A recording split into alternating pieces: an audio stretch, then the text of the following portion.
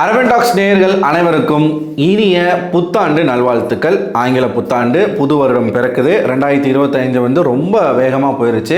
நாட்கள் ரொம்ப வேகமாக ஓடிக்கிட்டு இருக்கு. அதனால் நீங்கள் முடிஞ்ச வரைக்கும் உங்களுடைய வாழ்க்கையை நல்லா சந்தோஷமாக நிம்மதியாக எந்த விதமான கஷ்டமும் இல்லாமல், கஷ்டம் இருக்கும் வாழ்க்கையில், பட் அதை மீறி தான் நம்ம வாழ்ந்தாகணும்.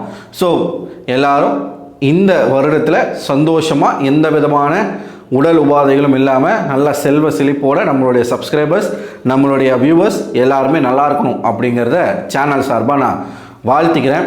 அதோட இன்னொரு விஷயத்த நான் சொல்லிக்க விரும்புகிறேன். ஏன்னா நாளைக்கு என்னால் வந்து வீடியோஸ் போட முடியுமா அப்படிங்கிறது தெரியலை, கஷ்டம்தான். ஏன்னா என்னுடைய தாத்தா அவர்கள் வந்து தவறிட்டாங்க. இப்போ தான் கொஞ்ச நேரத்துக்கு முன்னாடி நியூஸ் வந்தது. நியூ இயர் அதுவுமா இப்படி நடக்கும் நான் நினச்சி கூட பார்க்கல. எங்கள் அப்பாவுடைய அப்பா, எங்கள் எல்லா தாத்தா பாட்டியுமே இறந்துட்டாங்க. வயது மூப்பு காரணமாக தான் எல்லாருமே இறந்தாங்க. அம்மாவுடைய அப்பா அம்மாவும் இறந்துட்டாங்க. இப்போ அப்பாவுடைய அம்மா ஏற்கனவே இறந்துட்டாங்க. இப்போ தாத்தா அவருக்கு வந்து கிட்டத்தட்ட ஒரு 80 வயசு இருக்கும்னு நினைக்கிறேன். 80 வயசு வரைக்கும் இந்த காலத்தில் வந்து வாழ்கிறது வந்து சாத்தியமானு தெரில. இப்போ நம்மலாம் 80 வயசு வரைக்கும் இருப்போமான்னு தெரில. என் தாத்தா வந்து 70 வயசு வரைக்கும் வேலைக்கு போயிட்டு இருந்தார். ஒரு ஹாஸ்பிட்டலில் செக்யூரிட்டியாக வேலைக்கு போயிட்டு இருந்தார். எங்கள் தாத்தா பாட்டி தனியாக இருந்தாங்க, பசங்களோட இருக்கவே மாட்டேன்னு சொல்லிட்டாங்க. எங்கள் தாத்தா வேலைக்கு போய் மாதம் சம்பாரித்து எங்கள் பாட்டியை வந்து பார்த்துக்கிட்டாரு. ஸோ அதெல்லாம் ஒரு நல்ல ஒரு இப்படி தான் இருக்கணும் அப்படிங்கிறத வந்து நம்ம அவங்கக்கிட்டேருந்து நிறையா கற்றுக்கலாம். எவ்வளோ வயசானாலும் சொந்த காலில் நிற்கணும்னு நினச்ச ஒரு மனுஷன், ரொம்ப பாசமானவர். ஆனால் அவர் இப்போ தவறிட்டார். நான் என்னென்னா வந்து ரொம்ப நாள் ஆச்சு அவரை போய் பார்த்து. உடம்பு சரியில்லாமல் இருந்தார். போய் இந்த பிக் பாஸ் ஆரம்பித்ததுலேருந்து என்னால் அங்கே போகவே முடியல.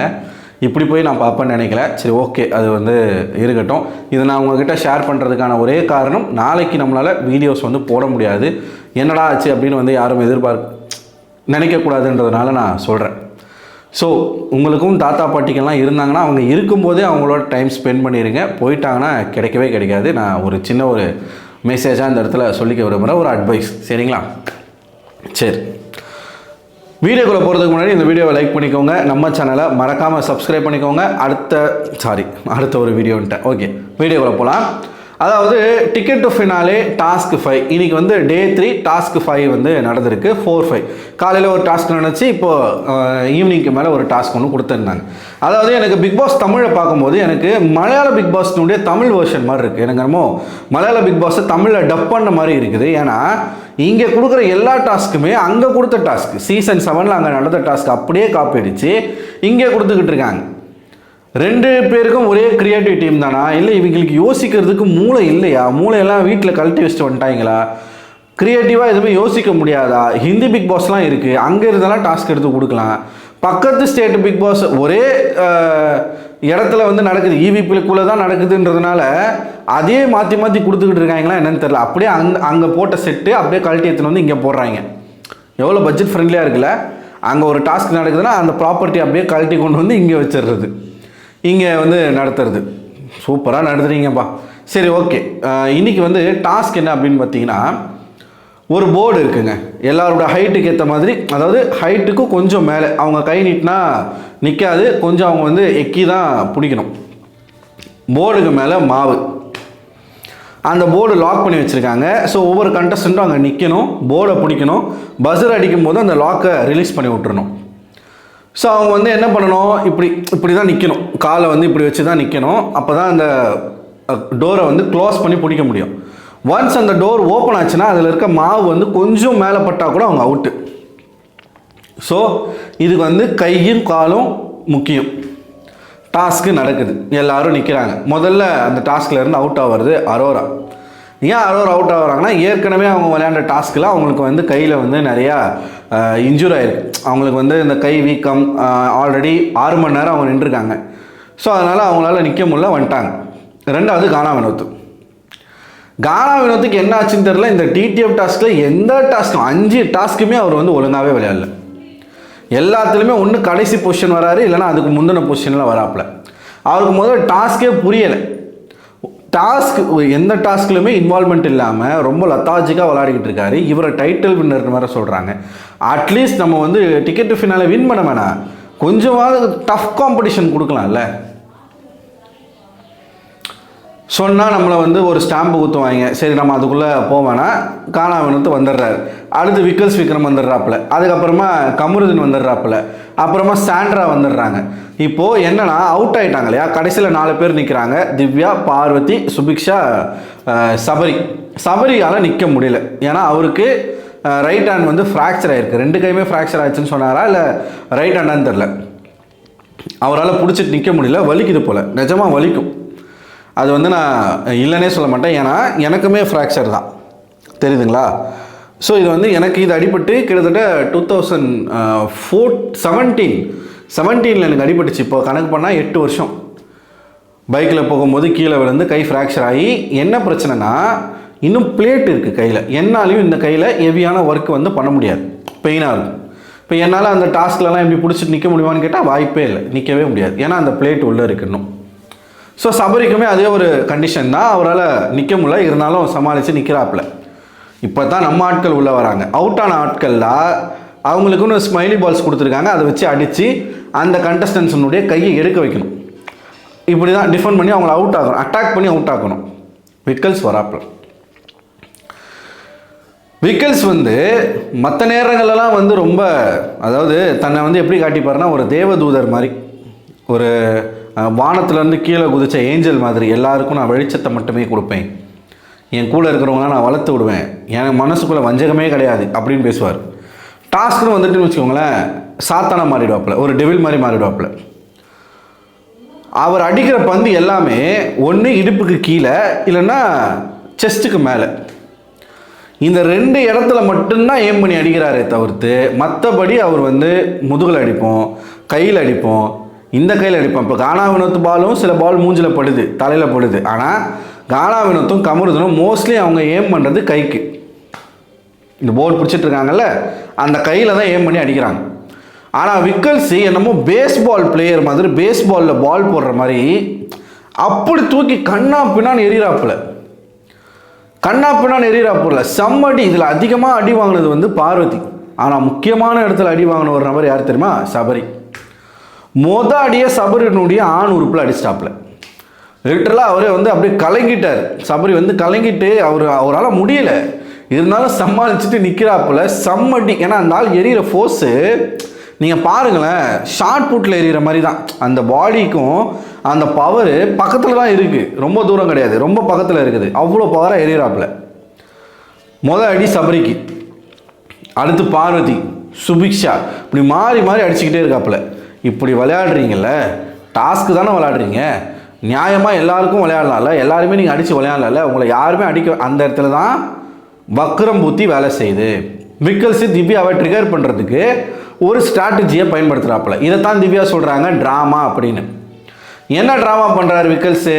எல்லாரும் கேட்குறாங்க, ஏன் திவ்யாவை மட்டும் அடிக்க மாட்டேற அப்படின்னு கேட்டால், உடனே இவர் என்ன, ஐய அங்கெல்லாம் மனுஷன் போவானா, அவங்கக்கிட்டலாம் மனுஷன் விளையாடுவானா, அவங்க எதனா சொல்லினே இருப்பாங்க, அதுக்கெல்லாம் வந்து நம்ம ஆள் கிடையாது, எனக்கு அந்த சைடு போவே வேணாம், எனக்கு தேவையே இல்லை, அப்படிப்பட்ட ஒரு ஆளே எனக்கு வேணாம், எனக்கு பேசவே வேணாம். லூசுத்தனமாக இது டாஸ்க்காக பார்த்து விளையாடு. திவ்யா சொன்னாங்களா நீ அடிக்கக்கூடாதுன்னு சொல்லி? இவனாக க்ரியேட் பண்ணுறான் ஒரு விஷயத்தை. ஐயோ திவ்யா கிட்ட போனால் வந்து அவங்க அதுக்கு தான் அவர் இதை சொல்கிறாரே. திவ்யா ஒரு விஷயத்தை ஒரு ட்ரிகர் ஆகணும், பேசணும், அதுலேருந்து ஒரு பாயிண்ட் பிடிச்சா திவ்யாவை அட்டாக் பண்ணணும் அப்படிங்கிறதுக்கு தான் அவன் வந்து இதை பேசுகிறானே. இல்லைனா எல்லா கண்டஸ்டண்ட்டும் நீ அடிக்கிற மாதிரி நியாயமாக இது டாஸ்க்காக போய் பண்ண வேண்டியதானே. அந்த இடத்துல அவர் ரிஜிஸ்டர் பண்ணுறாரு, நான் போய் திவ்யாவை அட்டாக் பண்ணால் திவ்யாவும் என்னை அட்டாக் பண்ணுவாங்க, என்கிட்ட சண்டைக்கு வருவாங்கன்றதை ரிஜிஸ்டர் பண்ணுறாரு. ஆனால் இவர் நினச்சது இப்படி, இவர் ரொம்ப ஸ்மார்ட் மூவ் ஒன்று பண்ணாப்புல, அதை விட ஒரு ஸ்மார்ட் மூவாக திவ்யா பண்ணிட்டாங்க. ரொம்ப நேரமாக திவ்யா கிட்ட போகாமே இருந்தாப்புல. எல்லாரும் கேட்க ஆரம்பிச்சோன்னே சரி போகலாம், திவ்யா போய் அட்டாக் பண்ணுவோன்னு சொல்லிட்டு போகிறாப்புல. போனவன் மூடிக்கிட்டு அடிக்க வேண்டியதானே. திவ்யா கிட்ட போயிட்டு பார்வதிக்கிட்டே போய் சொல்கிறாப்புல, மூஞ்ச மூடிக்கோ, நான் கண்ணா பண்ணான்னு அடிப்பேன், எங்கே வரும்னு தெரியாதுன்னு சொல்லிட்டு. திவ்யா கிட்டேயும் போயிட்டு மூஞ்ச மூடிக்கோங்க அப்படின்னு சொல்கிறாப்புல. இப்போ நான் என்ன கேட்குறேன்னா, மூஞ்ச மூடிக்கோங்கன்னு நீ சொல்ல வேண்டிய அவசியம் இல்லை. அப்படி நீ மூஞ்ச மூடிக்கோங்கன்னு சொல்கிறேன்னா நீ மூஞ்சில் தான் அடிக்க போகிறேன்றது அங்கே ரெஜிஸ்டர் ஆகுதா இல்லையா? நான் அடிக்க போகிறேன், அது மூஞ்சில் பட்டுரும், அதனால் நீங்கள் மூஞ்ச மூடிக்கோங்கன்னு சொல்கிறாப்புல. ஏன் இதை அவர் சொல்கிறாருன்னா, மூஞ்சில் தான் அடிக்க போகிறேன், ஒருவேளை நான் மூஞ்சில் அடித்து திவ்யா அதை வச்சு ஒரு பிரச்சனை பண்ணால், நான் முன்னாடியே சொல்லிட்டேங்க மூஞ்ச மூட சொல்லி, அவங்க தாங்க கேட்கல அப்படின்னு சொல்லிடலாம், அந்த பிளேமை தூக்கி திவ்யா மேலே போட்டுடலாம் அப்படிங்கிற ஒரு ஸ்மார்ட் மூவ் பண்ணுறதா நினச்சிக்கிட்டு அவர் வந்து முன்னாடியே மார்ன் பண்ணுறாரு. ஏங்க அப்புறம் அடிச்சுட்டு ஏங்க நான் தான் சொன்னலைங்க, மூஞ்ச மூட சொன்னலைங்க, நீங்கள் தாங்க கேட்கல அப்படின்னு. ஏன்னா இவர் அடிக்கடி நம்ம ஒன்றும் ஃபீல்டர்ஸ் கிடையாது, நம்ம ஒன்றும் ப்ரொஃபஷ்னல் ஃபீல்டர்ஸ் கிடையாது. நீ ப்ரொஃபஷ்னல் ஃபீல்டராக இருந்தால் எதுக்கு பிக் பாஸ்குள்ளே வரப்போகிற, சம்மந்தம் இல்லாமல் எதுக்கா பேசிக்கிட்டு இருக்க, நீ ஒரு கிரிக்கெட்டராக இருந்தால் எப்படியா நீ இந்த ஷோக்கு வந்திருப்ப. முதல்ல இவரை எடுக்க மாட்டாங்க, அங்கே வந்து ஃபிசிக்கல் ஃபிட்னஸ்லாம் ரொம்ப முக்கியம், அதனால் இவருக்கு அங்கே வாய்ப்பு கிடைக்காது, அது வேறு கதை. இருந்தாலும் எப்படி சொல்கிறாரு பாருங்களேன், நம்ம ஒன்றும் ப்ரொஃபஷ்னல் ஃபீல்டர்ஸ் கிடையாது, நம்ம வந்து கரெக்டாக பார்த்து அடிக்கிறதுக்கு கண்ணா பின்னாடி அடிச்சுன்னு தான் இருக்கிற, யாரும் எதுவுமே கேட்கவே இல்லை. இவர் இந்த வார்த்தை சொன்னோடனே திவ்யா வந்து எல்லாருக்கிட்டையும் முன்னாடியே சொன்னாங்க, எங்கே வேணால் அடிங்க, மூஞ்சில் மட்டும் அடிக்காதீங்க, ஏன்னா மூஞ்சை வச்சு தான் நான் பொழப்பே ஓட்டுறேன். டெஃபினட்டாக ஆக்டர்ஸ் எல்லாருக்குமே ஃபேஸ் ரொம்ப ரொம்ப முக்கியம், குறிப்பாக ஆக்ட்ரஸ்க்கு ரொம்ப ரொம்ப முக்கியம்.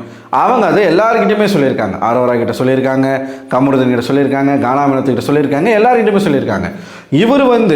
அவர் வந்து ஒரு ப்ளே பண்ணுறதுக்கு மூஞ்சை மூடிக்கோங்கன்னு சொன்ன உடனே திவ்யா என்ன சொல்லிட்டாங்க, நீங்கள் மூஞ்சில் அடிக்காமல் மற்ற இடங்கள் அடிக்க பாருங்க அப்படின்னு சொல்லிட்டாங்க. ஏன் நான் மூஞ்சை மூடணும், நீங்கள் மூஞ்சில் அடிக்காதீங்க, மூஞ்சில் அடிக்காமல் மற்ற இடங்கள் அடிங்கன்னு சொன்ன உடனே இவர் வந்து காண்டாயிடுச்சாமா. இதுக்கு தான் நான் சொன்னேன், நான் அவங்கக்கிட்டே போக மாட்டேன்னு சொன்னேன், அவங்க பாருங்கள் நம்மளை எப்படி வந்து போர்ட்ரே பண்ணுறாங்க பாருங்கள், நமக்கு என்ன மூஞ்சில் அடிக்கிறது தான் வேலையா, அதுக்கு தான் நம்ம போகிறோமா, அவங்களுக்கு இதான் வேலை, இதனால தான் நான் போக மாட்டேன்னு சொன்னேன், அப்படி இப்படின்னு போயிட்டு உட்காந்து மறுபடியும் பெணாத்த ஆரம்பித்து லூசுத்தனமாக பேச ஆரம்பித்து அவங்க சொல்கிறாங்க, ஏங்க மூஞ்சில் அடிக்காமல் மற்ற இடங்கள் அடிங்க அப்படின்னு சொல்கிறாங்க. நான் கிளியராக புரிஞ்சுக்கணும், அவர் எதுக்காக அதை முன்னாடியே சொல்கிறாருன்னா, நான் அங்கே தான் அடிக்க போகிறேன், நீ வந்து முடிஞ்சால் மூஞ்சை மூடிக்கோ, அப்புறம் எதுவும் என்னை கேட்கக்கூடாது, ஒருவேளை திவ்யா கேட்டாங்கன்னா நான் முன்னாடியே வார்ன் பண்ணிட்டேன், ஸோ அப்படி ஒரு விஷயத்த சொல்லிடலாம் அப்படின்னு இவர் வந்து ஒரு ஸ்மார்ட் மூவ் பண்ண. ஓ நீ அப்படி வரியா ராசா, நீ வந்து இப்படின்னா நான் உனக்கு அப்பண்டா அப்படின்னு சொல்லி மூஞ்சில் அடிக்காமல் வேறு எங்கே வேணால் அடிங்க, அப்போ நீ இன்டென்ஷனலாக அடிக்க போகிறன்றதை தெரிஞ்சுக்கிட்டு தான் அந்த பொண்ணு சொல்லுது. சொன்ன உடனே காண்டாயிட்டார் இவர், காண்டாயிட்டு போய் உட்காந்துட்டார். முதல்ல இந்த டாஸ்கில் நீ உட்காந்து திவ்யாவை போய் அடிக்கணுன்றதுக்கு நீ வந்து உட்காந்து புலம்ப வேண்டிய அவசியம் இல்லை, அவங்களும் ஒரு கண்டஸ்டன்ட் தான், நீ போய் தாராளமாக அவங்கள அடிச்சிருக்கலாம். ஆனால் முன்னாடியே நீ இவர் வந்து என்ன ட்ரை பண்ணுறாரு, நான் போய் திவ்யாவை அட்டாக் பண்ணால் திவ்யா வந்து என்கிட்ட சண்டைக்கு வருவாங்க அப்படின்ற ஒரு விஷயத்த ரெஜிஸ்டர் பண்ணுறாரு. அதுக்கப்புறமா என்ன பண்ணுறீங்க, நேராக போய்ட்டு மூஞ்சை மூடிக்கோங்க அப்படின்னு ஒரு விஷயத்த சொல்கிறீங்க. ஸோ இவர் இப்படிலாம் பண்ணுறதை பார்த்துட்டு திவ்யாவும் என்ன பண்ணிட்டாங்க, நீங்கள் மூஞ்சில் அடிக்காமல் மற்ற இடங்கள் அடிங்க, ஏன்னா அப்போ தான் இவங்களுக்கு ஒரு பாயிண்ட் கிடைக்கும், நீ மூஞ்சில் அடிச்சின்னா நீ வேணும்னு அடிச்சேன்னு சொல்கிறதுக்கு.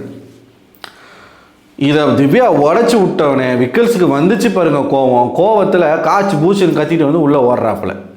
திவ்யா அந்த இடத்துல அப்போ தான் நீங்கள் அந்த ப்ரோமோவில் பார்த்தா அந்த விஷயம் நடக்குது, கிளியராக சொல்லிட்டாங்க, நான் எல்லாருக்கிட்டையும் சொன்ன மாதிரி தான் உங்கள்கிட்டையும் சொன்னேன், ஆனால் யாருமே அதுக்கு அஃபண்ட் ஆகலை, நீங்கள் மட்டும் அதுக்கு அஃபண்ட் ஆகுறீங்க அப்படின்னா அதுக்கு நான் ஒன்றுமே பண்ண முடியாது.